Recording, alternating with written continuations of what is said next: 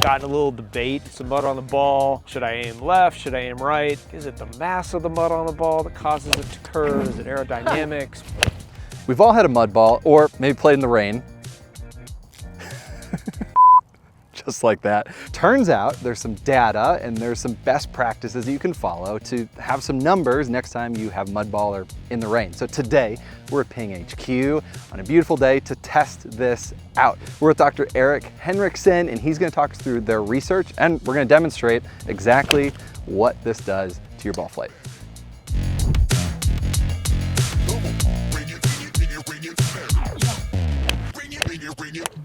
All right, Eric, so we got a few baseline numbers here of our 7-iron. We got the new G440s, Yep. which we're launching, by the way. That's right.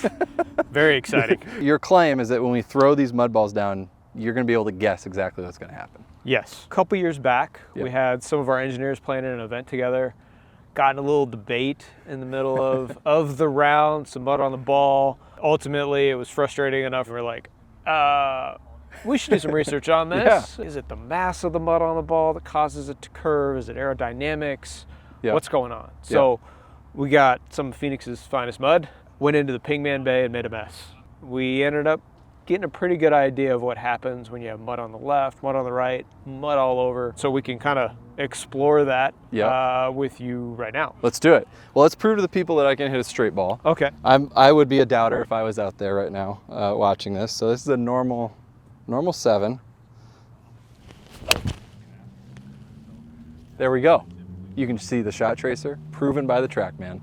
Yeah. I can hit it straight. So TrackMan is so a little bit falling left on that one. Yep.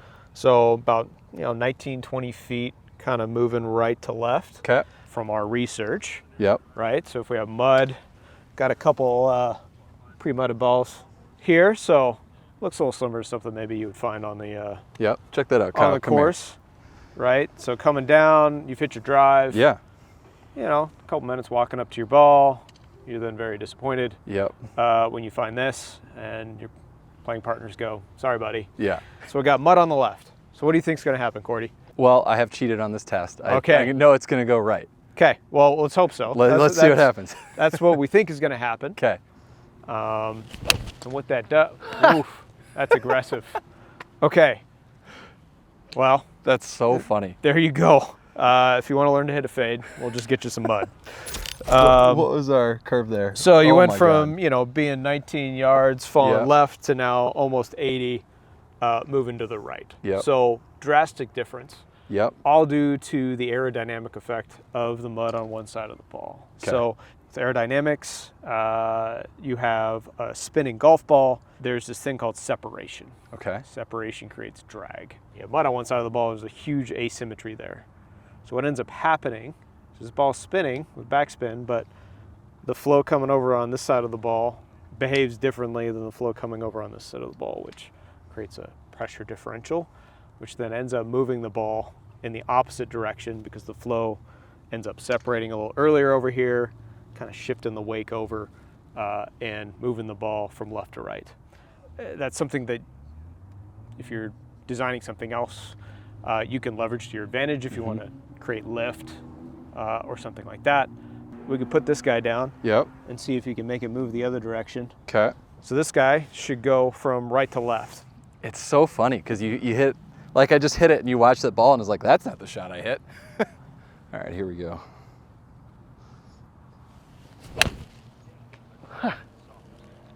Yeah. You can just see it taking off and just like it has that, it almost curves faster, like it is right off the bat. It's like, yep. That's what we saw in our Pingman testing. Yep. We did some, so that one's 62 yards left. So Dang. I mean, you span the full range there, moving the mud from one side to the other. We covered them in mud. Yep. As you would expect, if it's totally covered in mud, not a lot of asymmetry there, so it just slows the ball down. So it just goes a lot, not as far. So if you see mud kind of centralized on the golf ball, not on one side or the other, it's probably going to go straight but short. Got it. And if you see it predominantly on one side or another, it's going to influence it kind of left or right. And again, in the opposite side that the mud's located. Really good nugget of information to have when you're in a competition or have some strict buddies. Yeah, we won't let you clean during it your up. Saturday game. Yeah, So yeah. Well, I think like the interesting part is it curves so much more than you would expect, right? And we'll flash on screen the graph, or I'm sure we have, but like you guys kind of quantified some averages here, so it's good to kind of know. But I mean, 80 feet to the right, Yeah. 80 feet to the left. That's crazy. That's yeah. So a when we lot did of the movement. when we did the 4-iron and pingman, it was about 30 yards right, 30 yards left, just rotating the ball one side or the other. Yep. So And they go a little shorter too with Yeah. mud on it, just a little bit. Yeah. You're introducing a little bit of drag, and Yeah. anytime you're, the ball flight curves, you're just going to lose a little bit of distance because you're taking that energy and kind of turning it into lateral movement rather than downline movement. Yep. So This is crazy. Just like talking to camera here. I literally just hit those 3 shots and we didn't have to do like multiple takes. It was that easy of like, go do this test yourself and you'll see this is not a crazy thing where you got to do it a bunch of times. That's pretty cool. Okay, I'm curious about water now because you guys have done a lot about that. Should we cover ball in water and see what happens?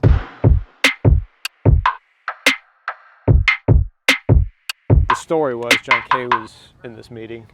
He went out and played over the weekend. He's like, it was dewy, kind of this time of year, right? Yeah. You get out early, it's cold, it's dewy. Yeah.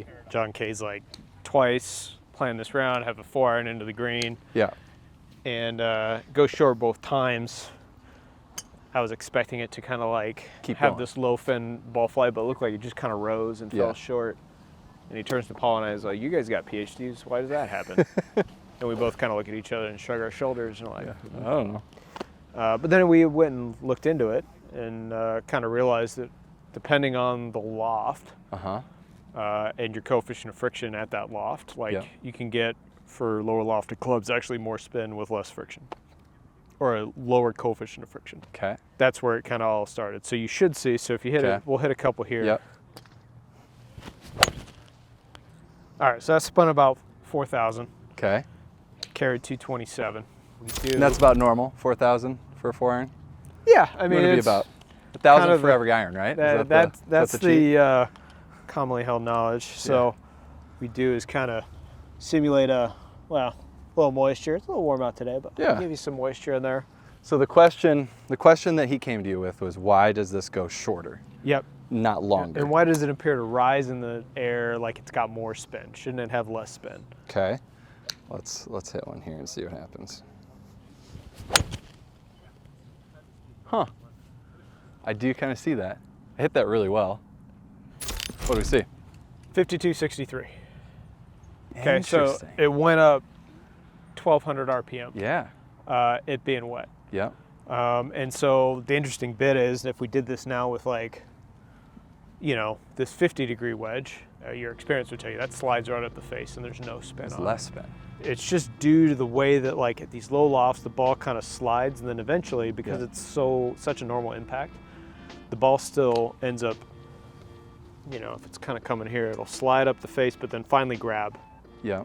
Whereas when it's dry, it grabs a little earlier. It just creates a bit more net reaction force, creating more spin. And that's like 4-iron to 3-wood to driver.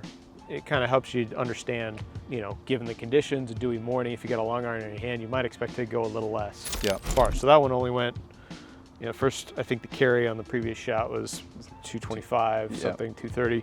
This was 213. So the thing to remember on a dewy morning or rainy day, wedge, when you hit it, is it going to go about the same distance or a little bit farther? Yeah, so it might go a little bit further. A little further, and when it hits the green, it's just going to run out. And so you flyers, you've probably experienced a flyer lie where you get a little grass or whatever in between it, and you've taken spin off a 9-iron. Right, slides up the face. That thing goes rockets. Right, but with a 4-iron, right, a little more spin, ends up falling short. Got it. So is there a crossover? So if I start, this is going to go farther. Then is the 7-iron go about the same, and then eventually we get to the 4-iron, it goes left? Yeah. Do you have any? Yeah, You got a cheat 6-7 is kind of the crossover point. Okay. Where you really start seeing depending on the lofts you play, that's where you transition into the kind of longer irons where it's going to spin a little more and go shorter versus, the shorter irons where it's kind of get the flyer lie. And it's tough, right? That's what makes golf interesting. It's just the conditions it's never like this digital, okay, wet condition, grass condition, dry. Even though it's how we test, it's all varying ranges of moisture and debris.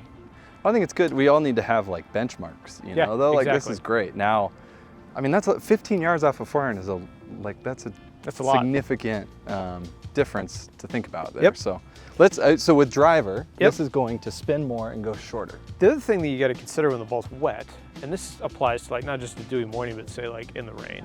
Yeah. Right. There's this sentiment. You know, you got rain gear on. Yeah. Like it doesn't have a lot of spin. But what ends up happening is it might spin a little bit more, but the moisture, it doesn't all go away once it's in the air. And it actually adds a little bit to the drag. And so you end up not hitting it as far just because of the moisture that's kind of trapped in the dimples during the flight. And kind of appears like it's kind of falling out of the air, but that's just because the drag is kind of increased. More drag. It has it's nothing not to do the with spin spin element. It has to do with the drag, and it just kind of feels like it stops in the air and just kind of falls. Well, there's no fog or dew in the air right now. No, it is pristine Phoenix day. Let's see if we can hit one of these and get a baseline.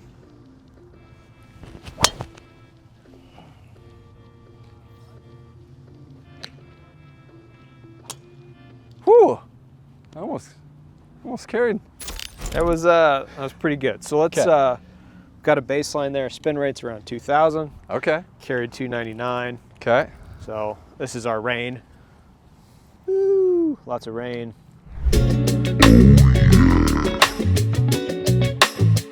That shot in slow-mo. Got some moisture in the dimples. Try to hit the same shot. See what we can do.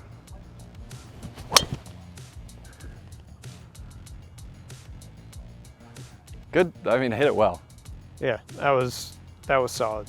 So remember, the spin rate on the first one was about 2,000. Yeah. 2,000. So that one spun at 27, or 2,700. Yep. And the carry was 280. Okay. Dang. Where our previous one carried 299. Wow. 20-yard difference. Just a little water. Just a little water, and that's all due to the drag. Yep. Of the moisture, right? There's nothing, like it's just a dry day, like what else changed, right? You got a little more spin, right? And so that's gonna obviously like create more lift and drag, and the moisture in the dimples as well. So it's not that like when it's raining out, you know, it's spinning less and falling out of the air. Yep. If anything, it's like you get this combination of extra drag and extra like drag and lift due to the spin. Yep. That influences your carry distance and your trajectory. So physics is quirky, right? Yeah. I didn't expect that we would do this video and hit so few golf balls and see it like that, right? This is the most fun ever. Like, this is so easy to test. People should go do this. I mean, it's fun around here, right? You do enough testing. Like, the first time we run these tests, we're like, all right, is that real? You hit a large number of shots, but you know, over time you get more and more confident. That's just science, right? As you continue to validate your hypotheses with more data, you get more and more confident. And it's like, all right, this is super predictable. Yep. So a lot of fun. Well, this is your ping conquers the weather guide, so everyone's prepared to go when you head out on a rainy, muddy day. That's right. Now you know exactly what you're doing. Exactly. Eric, that was fun. Thanks for letting me hang out. Appreciate it. Definitely.